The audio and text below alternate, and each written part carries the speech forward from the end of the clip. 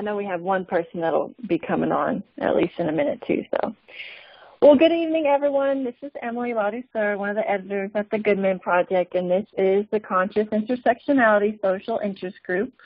Tonight we will be talking about Sizism, and I've labeled it Dad Bods and BBWs to be hip and interesting. But let's jump right in and talk about what is Sizism. Hello, welcome. Brian here. Hey, Brian. Hi. So we're just defining Sizism, and it's to be prejudiced against someone due to their size. Size discrimination usually refers to extremes in physical size, such as very tall or short, extremely thin or fat. And sizism most noticeably affects fat people. Mm-hmm. So the language, just some things that will come up in this conversation. Body shaming. It's a form of bigotry that's based on a person's size, shape, or the appearance of their bodies. BMI, which is body mass index, and what that is a numerical designation based on a formula using a person's height, weight, and age. Now, we can talk about how much it's a load of crap, but that's not going to be the focus of our call, because so much of what people consider when they talk about obesity, when they talk about sizism, is based on the BMI. And so the research that I've found, too, is also based on BMIs, and you'll see what I mean by that. And BMI, this is like an example of a chart. This is percentages, but the BMI chart would have a number there, too, similar to that above a size, and based on your height and weight and your age, you would have your body mass index, and it should be within a range based on your age and gender. So just to start off and get people talking and warmed up, have you personally ever experienced body shaming or size discrimination in your lifetime and would feel comfortable sharing? I personally have not, but I see it a lot on social media, and I've heard particularly women discuss how a man, if they don't respond to their advances, they will say something like, "Well, that's why you fat anyway," or something terrible like that. But I've personally not experienced it. This is Sherry. I just came on the call. Sherry Rosen. Hi, everybody. I was actually body shamed by my mother growing up, and then I just took on the job doing it myself. And it took me many, many years to stop it and to really be kind to myself and actually look in the mirror and love what I see, and yet there's shadows. I can hear the shadow voices there wanting to take charge, and what it feels like is the love has gotten so powerful and so strong that it just takes over and tells the other voices to shut the fuck up. That's powerful. This is Amy, and I've never really been body shamed. I mean, like for my weight, for my size, but I'm boob shamed all the time by other women. I have big boobs. I don't mind showing them. And other women always like to make a point of, "Oh, you brought the girls out to play today, I see." And it's always women. Men never, they might stare at them, but they never, make rude comments or anything. It's always women. And that's actually something I've been wanting to write about. So this conversation might get me started thinking on that. Wow. I've never actually thought about that. Yeah. What about women you, are Emily? jealous. What about who? What about Emily? Has she ever been body shamed? Oh, yeah. I've definitely been body shamed. My personal story is one that I grew up kind of a thicker woman, and then during my 20s, I was around 300 pounds, and I've since lost about 100 pounds, but I can definitely point to a lot of differences in how I'm treated compared to then to now. So, I mean, it's from little things like sitting on the train and someone just clearly not wanting to sit next to you because they would have to squeeze a little bit, or, to what you described, Brian, which was like, well, you're fat anyway. I wouldn't want to, what makes you think I would want to be with you anyway? Things like that. So it can be extreme, it can be small, but I've also been married to someone who used my body as part of his verbal and emotional abuse. So, I have a lot of experience on the receiving end, at least, of body shaming. And was there anyone else who had something to add? I have something to add, but I definitely say it as a guy, but it's a different kind of observation. Mm-hmm. And please pardon me, I did not mean to be rude or to body shame with this comment, but the observation I've seen is that the people that are out here making demands of women to look a certain way physically can oftentimes be the person who is not setting the example of what they desire, if that makes sense. It makes sense, and I think sometimes it goes both ways, right? Men are also body shamed for maybe not the same rates.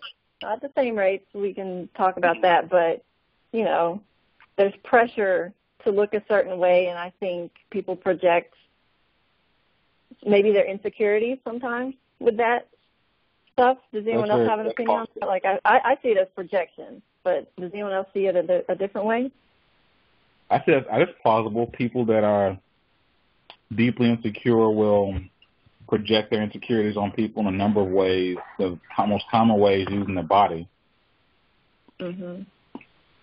And for some people, they get a kick out of it, and they gain absolutely nothing from body shaming. That pays no dividends. Right. Well, I mean, it was interesting to me, and I'll just share the story because I just feel compelled at the moment. I used to work with in higher education with students, and of course, young men and women at college age are feeling so insecure about their bodies, and they're just coming into their bodies half the time. And I had a colleague that was a comedian on the side, and, I used to watch him post memes about women's legs looking like orange peels, and me knowing that the women at our university or college were able to see that, and, just trying to, in my own way, try to talk to him about it, but it was not received very well at all. And just how much that happens, how it becomes the object of comedy, women and fat-shaming bodies.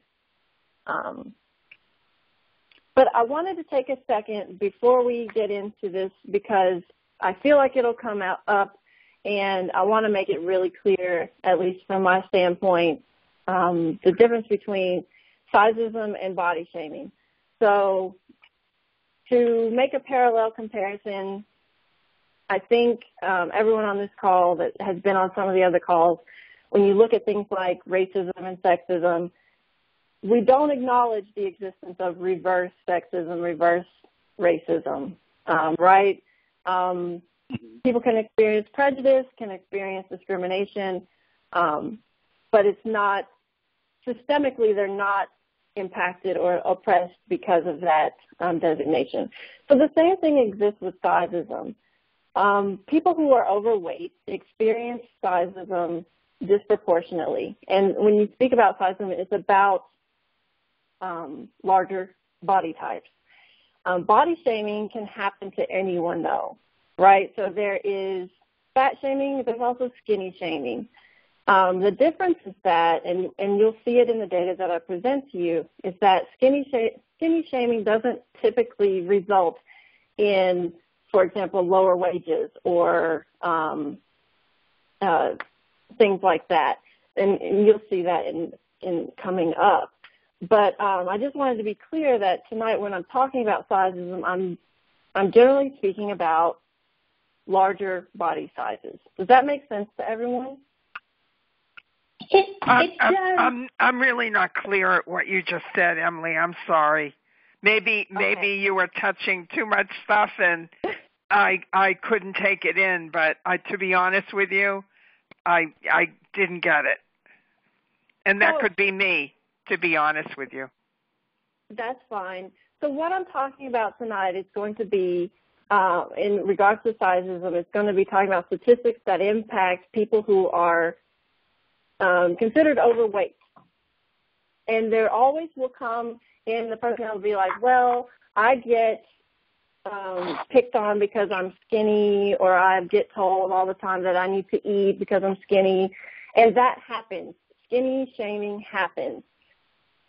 But statistically, systemically, it is the people who are overweight where outcomes are impacted at huge rates, right? So maybe I should go ahead and get into the data to make it make more sense.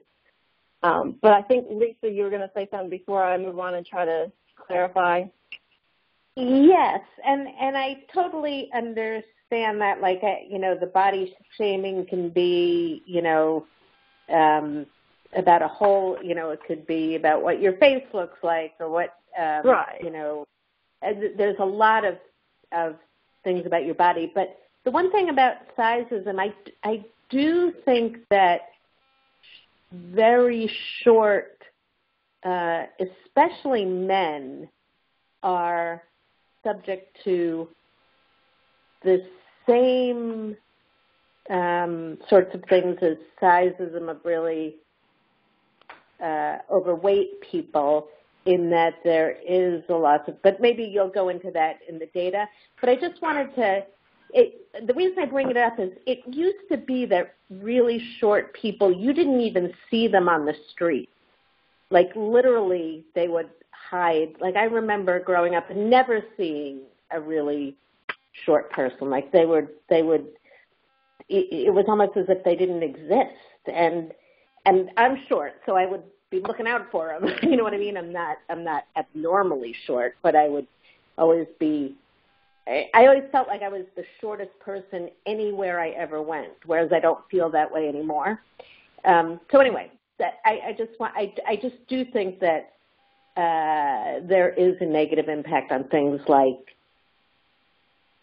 salaries and wages and job hiring for abnormally short people, especially men. Right, and that is true. This presentation, though, is in particular with regards to weight. So you can break down sizism, tall and short, or appearance, right, in different ways that your body looks. Tonight is basically on weight, because I simply did not come up, I didn't find any, not find because I wasn't really searching for the tall and short comparison. And there's no real reason for that other than this is just what I focused on. So if we want to come back to it, we can always add more underneath whenever I post. We can always add if you actually have any data related to that. I would be interested in it because I haven't heard that much about that. Like I've heard of like short man complex, but I've never heard of it actually impacting salaries and things like that. So that's new to me. Yeah, and totally, I think it's great that we're focusing on the weight in this one, but I just wanted to bring it up because I don't want it to seem like it's being deliberately ignored. I really do think it is a thing. So, but we can come back to it another time. Thank you. No, for sure. I could see how it could be. So what's in a number? Workplace discrimination. So fat people can be terminated or suspended because of their weight despite good job performance.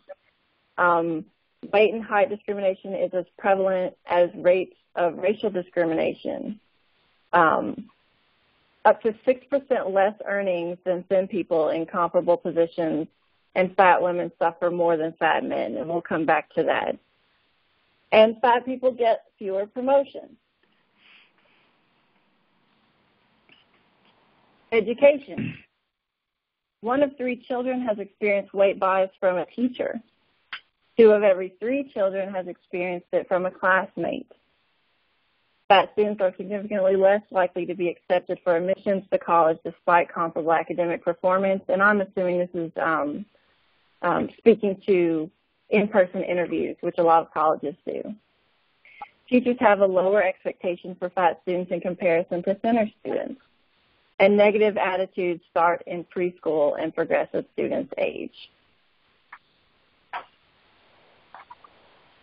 So are there any comments on those before I go on to this section?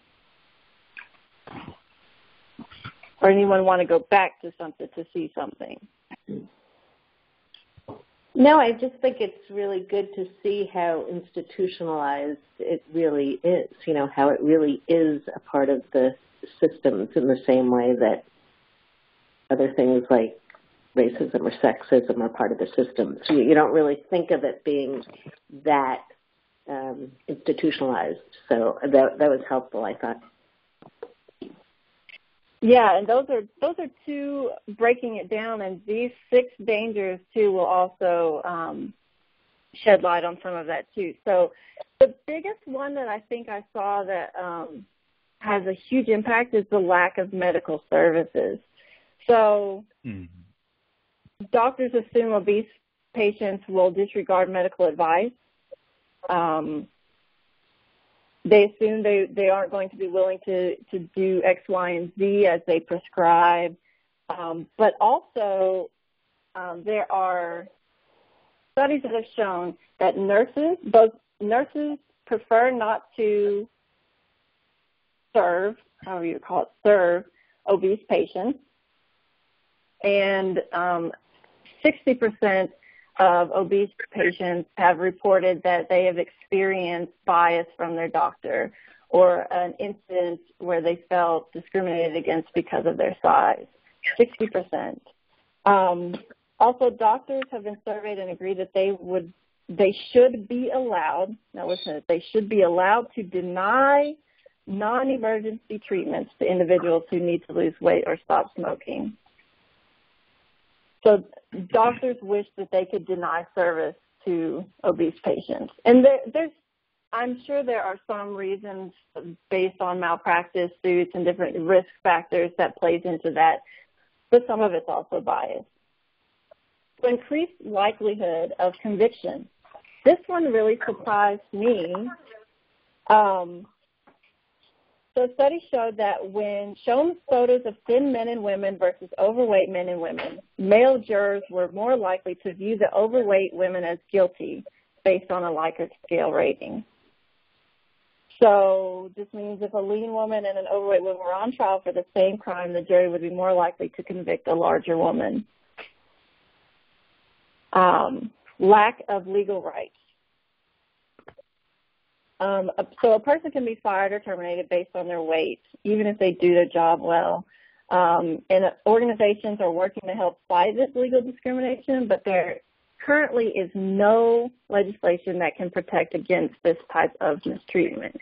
And I'll show you more specifically where you have legal rights because it's location-based. Earning potential.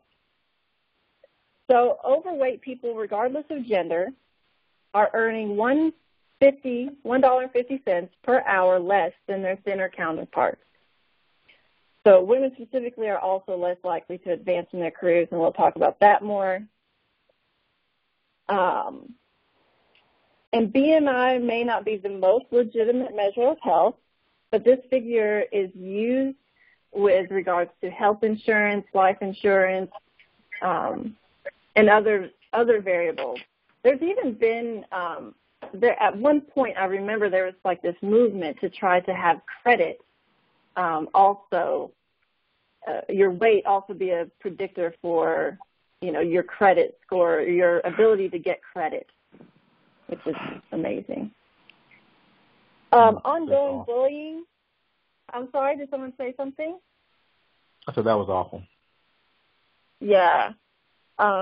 ongoing bullying. So this comes up in media, right? So we have Kevin James, who basically has made a career out of laughing at himself for being overweight on King of Queens, Paul Blart, the Mall Cop. And there was a recent film called The Duff that was released that portrayed the struggle many women face when they are considered the Duff, which is called the designated ugly fat friend. So these cruel terms continue beyond childhood. Now, the last one surprised me as well, familial discontent. So not only are you receiving this bias from outside, it also happens within your home. So a study has looked at parents' willingness to help a child fund a new car. And they found that parents were less likely to provide for a child who is overweight.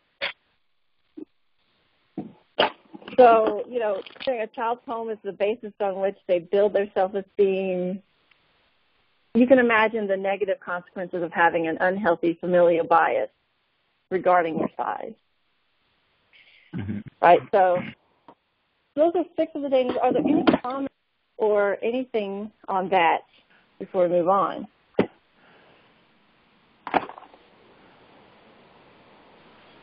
Any surprises?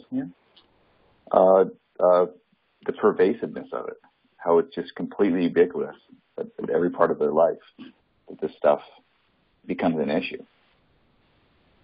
You know, and whether or not the person is consciously reflective on the fact that this is what's ongoing, it is simply the nature of, you know, the culture that they happen to live in. And I suspect most of the statistics are coming from America as well. Yes. Yes.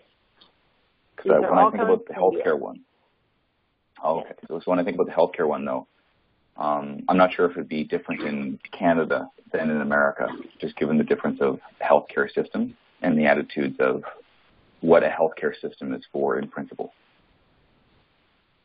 Well, it's interesting you would bring up Canada because one of the videos I wanted to show tonight, but I couldn't get it to work with Prezi because it wasn't YouTube. It's a group of women in Canada who are advocating for sizism to be a protected class, right? So racism, sexism, there are all these protected classes except for sizism. And so you would think that it might be better there, but I would argue that it's really not, that some of the same biases are existing there, and they're fighting for it right now too, which is unfortunate. So I alluded to the fact that it's a gendered and racial issue. Women are at higher risk of discrimination at lower weights relative to their size than men. So we talked about the BMI. For women, that breaking point, studies show, is anything at 27 or higher. So that's somewhere around 15 pounds overweight for your height and age, okay? And then for men, that breaking point was 35, which is somewhere around 65 pounds overweight, okay, based on this BMI scale. Women are twice as likely to report size discrimination. And amongst women, heavy or very heavy women earn between $9,000 and $19,000 less than their average size counterparts. So this is where I'm getting into what I was talking about in terms of body shaming and sizeism. Being on the skinnier side doesn't seem to have a huge impact on your earning potential with any more than, it's not more than the other areas that you might be discriminated against. So your gender, your sexual orientation, et cetera, et cetera. And this is coming from Forbes. And this is a big one for me. Between 45 and 61% of top male CEOs are overweight. So their BMI is between 25 and 29. But only 5 to 22% of top female CEOs are overweight. So there's this, disparity of acceptance. and it contributes to the glass ceiling, right? So it's not just the fact that you're a woman. You have to also be the right kind of woman. You have to be thin, white, et cetera, et cetera, et cetera, and then you still have a glass ceiling, right? So it's all part of that conversation. I would like to add something in terms of body shaming. When I was a young man and I was home from college one summer, I got a summer job, to make some extra money, and I worked in a Banana Republic, which is part of the Gap brand of stores, and just, doing my normal duties and, doing what I'm supposed to do. I noticed that the shapes of women coming in the store were pretty much the same or a little bit smaller. So you have clothing brands like Victoria's Secret or, like I said, like Express or Banana Republic that cater to a certain body type, maybe not intentionally body shaming, but it definitely comes up a conversation of, wow, like none of the clothes in here fit me. They look good, but they're not made for a person of my size. So I definitely think clothing brands can be complicit in body shaming. Oh, for sure. For sure. Most definitely. I wanted to, sorry. I just wanted to add to that quickly. It's like they have whole stores that are called like plus size stores, as if, if you're too big, you have to go over there to the, right. the extra big store because you're not normal. Like the whole thing is like making you feel as if you're not normal, even though you're just right along that normal spectrum. Mm-hmm. Yeah, absolutely. I'd be curious to know. I'd be curious to know if you could track over the last 3 or 4 decades, where the average BMI of America, North America in general, has gone up. I'd be curious to know if the level of discrimination has gone up proportionately to that trend as well. And I know correlation isn't causation, but I think that it would be an interesting thing to look into. And I wonder how many people feel that they can even report something like that, Right. It's one of those verboten research topics, probably. Right. So moving on so we can get to some more discussion. This is great. So to racialize the issue even more, 4 out of 5 Black women are considered seriously overweight. Yet culturally, many cite this as being, 1, acceptable, and 2, part of a Black woman's political resistance. So it's a resistance to both gendered and racial oppression. And this is something that I've heard for years from women in talking about body types in different communities.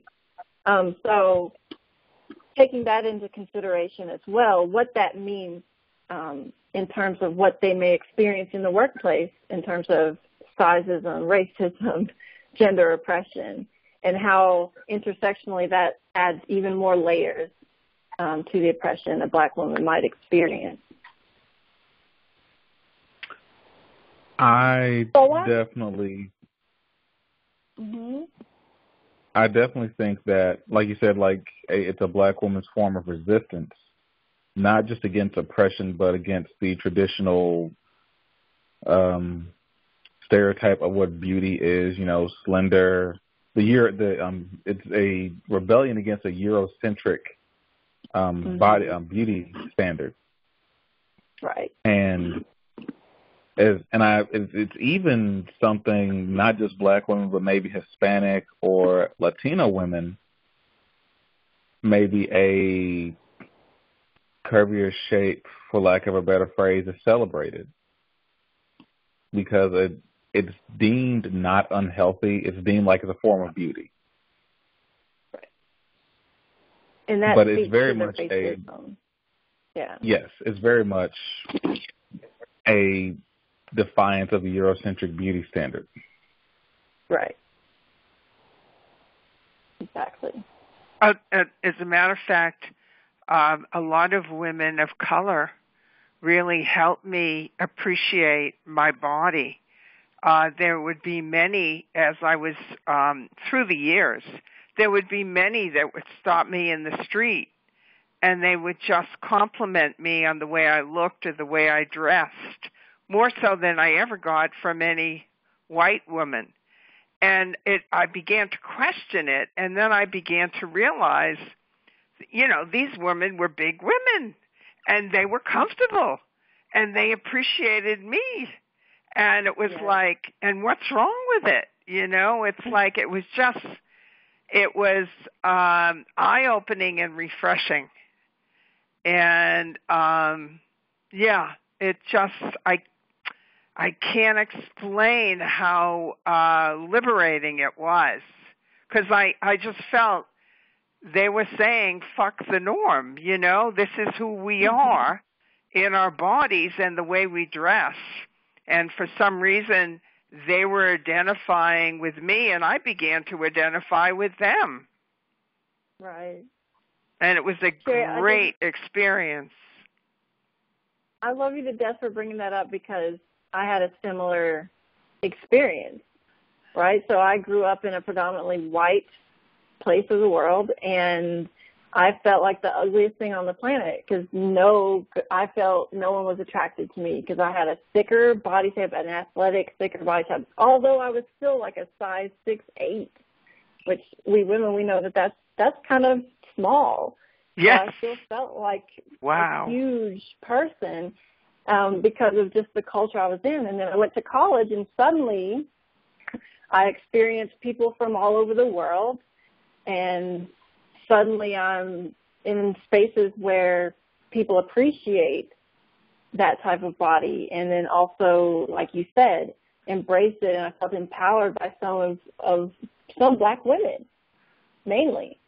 I'm so glad you brought that up, because I had a similar experience. I think many white women who have curvier body types experience that if they have that opportunity to be exposed to it, Although we can talk about how the misogynoir of the day is to now have certain features that are typically attributed to women of color, but also being in white bodies and having white privilege. But that's a conversation for a whole nother day, right? Yeah. I was actually going to jump in with a real quick question. I don't mean to cut you off. I'm sorry. No, you're fine. I was going to ask the ladies on the call, if you are white and of a curvier body type, be it now or in the past, have you ever felt like white men were making snide comments about your appearance as opposed to, say, Black men or Latino men or any other non-white ethnicity? It didn't make any difference what color it was. It went through, and it was all colors that I would get remarks from. Okay. Yeah. I can say, Brian, that I have felt less attractive to white men and more attractive to men of color. I can say that with absolute certainty because of my curvy shape. But that's been my experience, and I don't know, I can't speak for anyone else, but that has been my experience. Not that we should. Yeah, I would say that. Yeah, go ahead. I was just going to say, that I've never had negative body image from either, but Black men have always, my whole life, I've always been a curvy gal. Even when I was skinny, I was curvy, and Black men are always telling me how much they like my body. Yes. And I want to apologize for that, because it's not intentional to make. We're not trying to turn you into a fetish at all. But speaking as a Black man, I swear we're not. speaking as a black man, it's, growing up in our communities, we see our mothers, our grandmothers, our sisters, our friends of a curvier shape. You know, somebody within our relative circle of influence, and that to us is like, hey, that's beautiful, that's acceptable. Not to shame women that are skinny that are of color, but some of us grew up, a good number of us grew up in households where, you know, your curves are celebrated, they're not defined as something you should be ashamed of. But I just want to preface that I didn't want it to make it seem like I was borderline on fetishism or anything like that. No, there's other reasons why someone might. So my ex-husband was African, and his family would always make comments about my body and how they would be like, particularly younger women who were maybe small and hadn't come into this, like, oh, I can't wait until I have children so I can have curves like that, so I can you know, get some meat on my bones, and you know, like, it's just a different culture, and I wouldn't say it's fetishizing. It's just a different cultural preference in a lot of ways, you know. I think there's people who do fetishize it, and we're going to talk about that too. But and also there's another thing that I wanted to share, which I think is really important in the receiver of any kind of a compliment. It's like my body knows when there's just sincere appreciation as opposed to being totally objectified. Yeah. And I can feel it. Yeah. And I can feel it in the way I respond. There have been many men of all different shades, and it's been so genuine that I absolutely immediately respond to it because it's so beautiful. It feels beautiful. And then, of course, you know, I know the difference when I'm being totally objectified. It doesn't make any difference who I am. I'm just a piece of ass. Yes, like, and that is why I did not want it to make it seem like, oh, these curvy women are just, I couldn't be that person. Like, that's why and Emily knows me well enough to know that I try to be really careful and diplomatic with my statements. Because I did not need to jump. I did not need to start the conversation off on a really bad foot. No, I didn't feel that way at all. No, okay. I really didn't. I felt you were really sweet in the way you were describing it. No, I was just sharing, I mean, as a woman, the difference between, you know, when something's coming at me, how the experience feels when it hits my body. And how I respond or don't respond. Yeah. So I wanted to pose a question.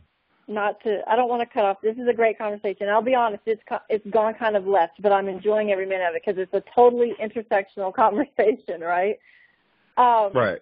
I wanted to ask, why is it cool to have a dad bod but not a mom bod unless it is for sexual pleasure? So for those of you who don't know what a dad bod is, does someone want to describe what a dad bod is? It's become a new thing. A dad bod, from what I understand, and don't quote me on this, but it's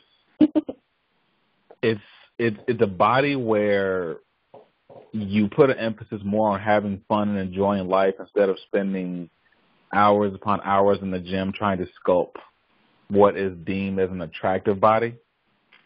Mm-hmm. That's what I understand it to be. I mean, my definition might not be right, or it might not. Oh, I see the picture here. It might not. Yeah. No, you were right. You're right. Okay. You're right. It's okay. It's a undefined musculature with a layer of maybe some chubbaliness and possibly a beer-induced gut. That is what is we'll called go with a dad bod. And so all these memes came up, right, with this dad bodism, and it was this empowering almost and like praising the dad bod, and it's the cool thing to have now. And memes like this when Bae says she prefers the dad bod, And then on the other hand, we don't have similar memes for BBW. And Big Beautiful and what I can't even remember what's the Big Beautiful Women. Big Beautiful Women. And so this is more of what you see in terms of Big Beautiful Women. It's quotes from the Drake song, which is, I like my girls BBW, the type that sucks you dry and then eat some lunch with you. And it's a sexualized sense to it. Has that been everyone else's experience? I mean, that's what I see on social media. I don't really see any dad bod memes anymore. It may come up on discussion on Twitter occasionally, but my observation, my experience is I can only speak for myself. Is when it comes to, I guess, what you would call a mom bod, or maybe like a curvier shape where she may have had, a child or two. They've actually referred to a woman's stretch marks from having a child as like tiger stripes. Tiger stripes, yeah. And they celebrate like, hey, your body carried a human being and gave it life. They're trying to uplift these women of like, hey, your body's capable of doing great things. You should be proud. You should celebrate your quote-unquote mom bod and not be ashamed of it. But that's just what I've seen on my particular neighborhood of social media. Well, I'm glad you brought that up because I've seen those memes too, and they're meant to be body positive, and I think they are in large part. But one thing I would ask you to take note of as you see them, I've never seen a BBW woman with their tiger marks in those memes. It's usually a thin woman. Maybe she has some skin, some loose skin from childbirth, but she's got the stretch marks on usually a nice, round, muscular butt. So there's other features that aren't necessarily, they're more, it's the acceptable tiger stripes is what I call it. And there's certain ways that I think it's acceptable to see a woman, in her full expression of whatever. And someone can push back on me on that, but I just haven't seen the tiger stripes memes or anything like that features BBW. Well, bigger women. To push back, but more from like a what I've seen type of position, are you familiar with a young lady by the name of Tess Holliday? Yes. I've definitely seen her be just very outspoken about her body. She talks about parenting and how she never thought she would be like a model with her shape. And in fact, I just saw an article about how she says Tess Holliday wants you to remember that moms of all sizes are sexy. Say that again. I didn't hear the whole thing. There's an article out here that says Tess Holliday wants you to remember that moms of all sizes are sexy. Okay. And that was her effort at making sure that moms felt comfortable in their bodies, that they didn't feel like they were shamed by, I guess, a partner or a friend or someone close to them. She wants to, remind everybody that, this is a sisterhood. We're all in this together. We're moms. And that, she hasn't been. She does do that. Hold on, just 1 second though. She puts that out there, but that is not what is trending.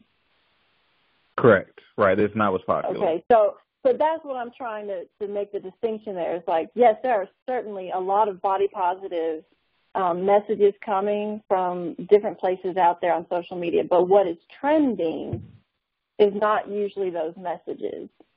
So I think the closest that we're getting to that is Ashley Graham as a model, who also I would arguably say has like the most perfect oversized body you could possibly imagine, where there's barely any cellulite, no stretch marks, beautiful skin. It's like these it's perfectly packaged in an acceptable manner.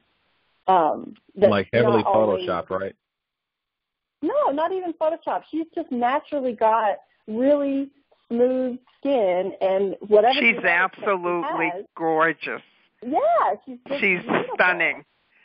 Yeah, and when she said she's so happy that her cellulite shows, I'm going, lady, if I had your cellulite, she's absolutely, she really is. If you're going to pick a plus-size woman, if that's what you're going to label her, she's magnificent. Right. She's like an anomaly, right? But yeah. Are we ready? Were you gonna say something else? No, I wasn't. Go ahead. Because we're winding down the time. I didn't expect this to go so long. But I wanted to share this guy because I want you to pay particular attention to and Lisa Hickey especially, if you're still listening. He makes an interesting comparison to the disposability of men in this video, and that's kind of why I wanted to show it, and maybe we can draw some of those parallels at some point. So here we go. Great. I just wanted to shed some light on the topic of health. I'm on the internet quite often, and something I see, a lot of people want to comment on people's health, so that's the topic for tonight. So I was on Facebook earlier today. On one of my favorite models, Paige Holiday. Really dig her because of the tattoo. Of course, it's probably obvious, right? But anyway, one thing that I always see people write on her posts or her pictures is that she's so beautiful, but of course, there's always a but. And the number one thing that I see people say is, she shouldn't promote being unhealthy. The fact that she's happy with the way she looks and she's confident with her body, people don't like that. They're always saying, she should promote that lifestyle, or she's not good to be that big. And so, first of all, the people commenting on there aren't licensed medical professionals. They didn't go to medical school. So it just kind of bugs me how everyone has their choice. Obviously, everyone always has something to say. Trying to decide who and what size is healthy or who's healthy. And so I kind of want to bring up a comparison, and maybe this will help put things into perspective for you. Take, for example, an athlete like Ronda Rousey, right? She's an MMA fighter. A lot of people look up to her. A lot of young ladies post her. She's inspirational. She's good at what she does. I get it. But people fail to realize that she promotes a sport that, you have to get into a ring with a minimal protection. You fight. You run the risk of, concussion, broken bones, you can get your teeth knocked out, permanent brain damage, even in some cases, internal bleeding, and a lot of other medical issues that you're, opening yourself up for. And, people don't seem to have to come with that. They'll put on the cover of magazines. They will put her in whatever cereal boxes, I don't know. But, or someone in the NFL, same thing. You teach your kids to put on a helmet and run full speed ahead at another person. Once again, people in the NFL have become permanently paralyzed, from playing the sport. Yet no doctor or no person says this is so unhealthy, and this whatever number one NFL star quarterback should be promoting that. So basically, what I want to tell you guys is that you're in no position to say what's healthy and what isn't healthy. Everybody is different. Every person is different. It doesn't matter how big you are or how thin you are. That has no correlation necessarily with how healthy a person can be. Another thing I wanted to point out is that oftentimes I go on, any plus-size model Instagram or the Facebook page, you always see people say, she would be so pretty, except, or, you see guys commenting to their friends like, yeah, she's cute, except plus. And so I don't understand why the word ugly has to be synonymous with, being bigger. It doesn't make sense. And what I'm trying to let everyone know is that we need to learn to embrace every body, every shape, every size, every height, every color. It doesn't really matter, Okay, I'm going to stop it there. But I thought he made a really profound comment. Did anyone else feel like that was kind of a nice comparison where, you know, people go on these people's pages and they say, you shouldn't be promoting this unhealthy lifestyle, meanwhile putting on a pedestal the Ronda Rouseys who are going in and smashing their heads in, the football players that are going in and getting CTE, and nobody says to them, you shouldn't be promoting this type of healthy and unhealthy lifestyle.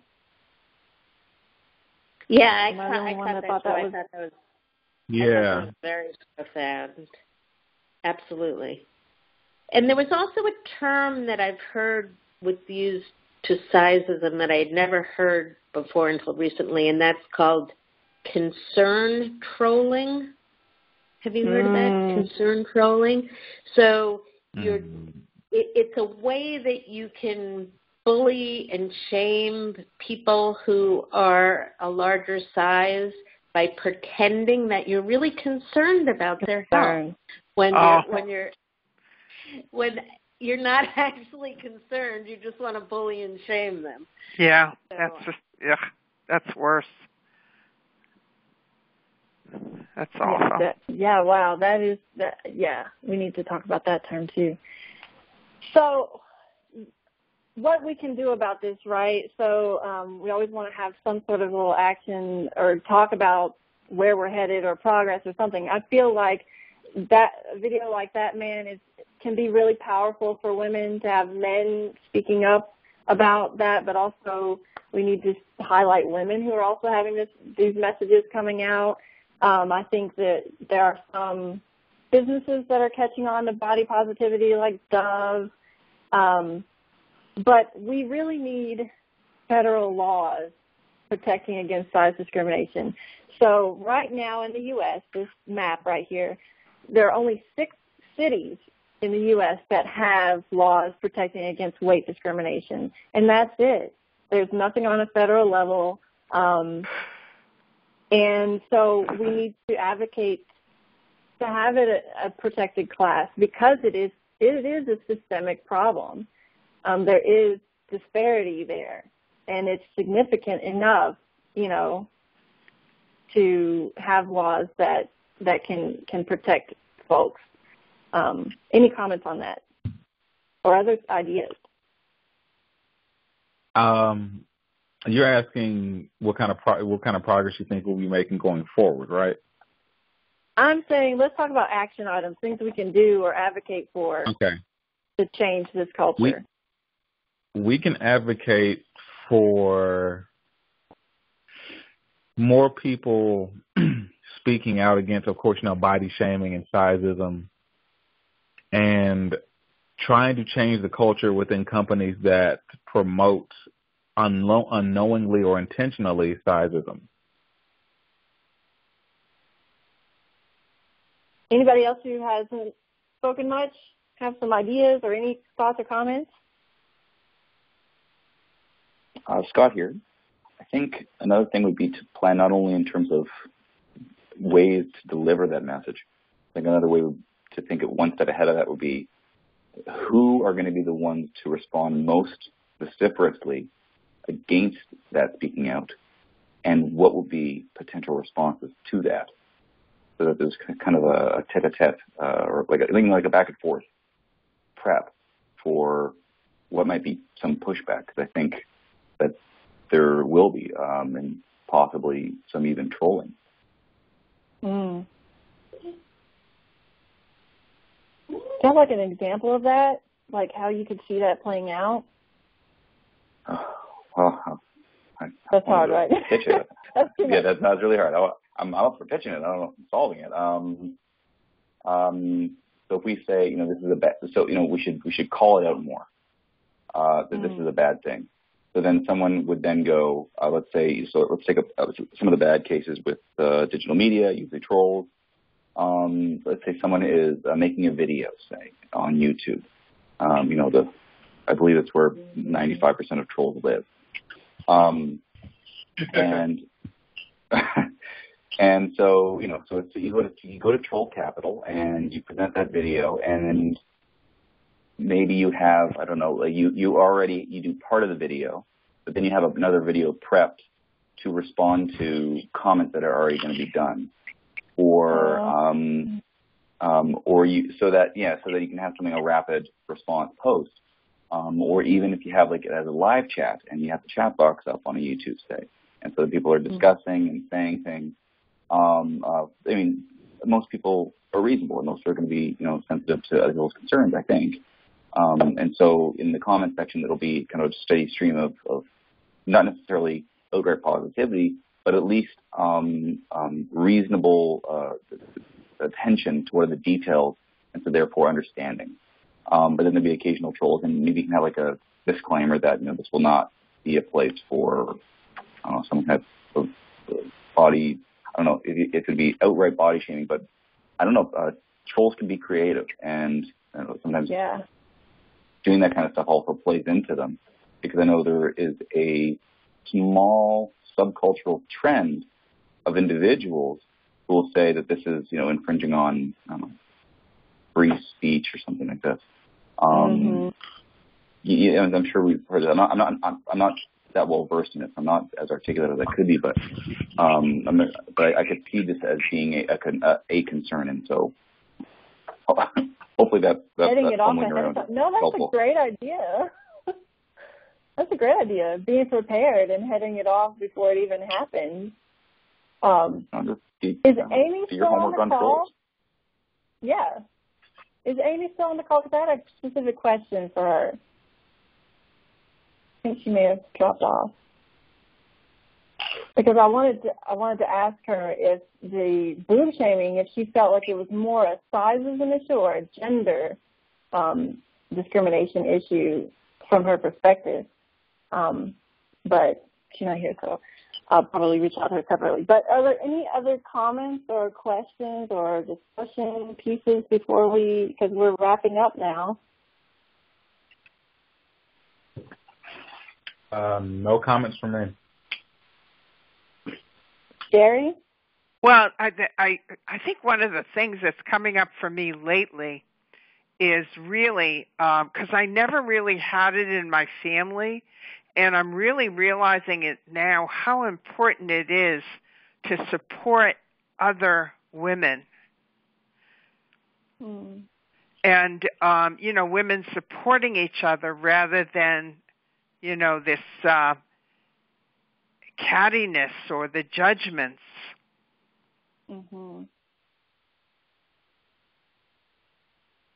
Wow. So as I'm listening to our discussion and the direction that it took, for me it's interesting that when you talk about certain topics, you talk about them in two different ways, right? There's the cultural piece and the experiential piece, and then there's the systemic data-driven piece. And I feel like we're so bogged down right now with this culture and even trying to name it and figure it out that it's hard to even consider the systemic issues that it's impacting, right? So I wanted to thank everyone for this discussion. It was really good. I learned a lot too of somewhat direction to go with this exact discussion, but it has been called the last socially acceptable oppression, and so I think we're still working on that acceptability piece, and getting that taken care of first before we can even attack some of these larger issues. Lisa, did you have it? Were you able to wrap up your Indiegogo discussion earlier? I was. A couple of new people came on, so let me just say very, very quickly. On July 18th, we're going to have an Indiegogo campaign starting. It's going to run for a month, and the goal of it is to really scale these social interest groups up. So to have more groups, to give more support for leaders like Emily, to be able to promote them all, to have more, to have spin-offs of the ones that are really going well. We're just so super excited by it because it's a completely different form of media. It's a completely different form of, it gives me so much more emotional resonance when I'm sitting here talking with you all instead of just commenting on a post in social media. And I feel the same way as I do after I leave a movie or after I see a really good TV show. It's like I'm thinking about the people, I'm thinking about the ideas, I'm thinking about the insights, sometimes days after these calls. So we really want to make them into something great. So Indiegogo, July 18th, please help us out however you can help. If it's sharing in social media, if it's writing about it, if it's donating or finding someone to do it, however you can help out is great. But I'm really excited about it, and I hope you all are too. So thank you. Mm-hmm. Thank you so much, everyone. Have a great night. Thanks. Thank you. Bye-bye. Bye. Bye. Bye.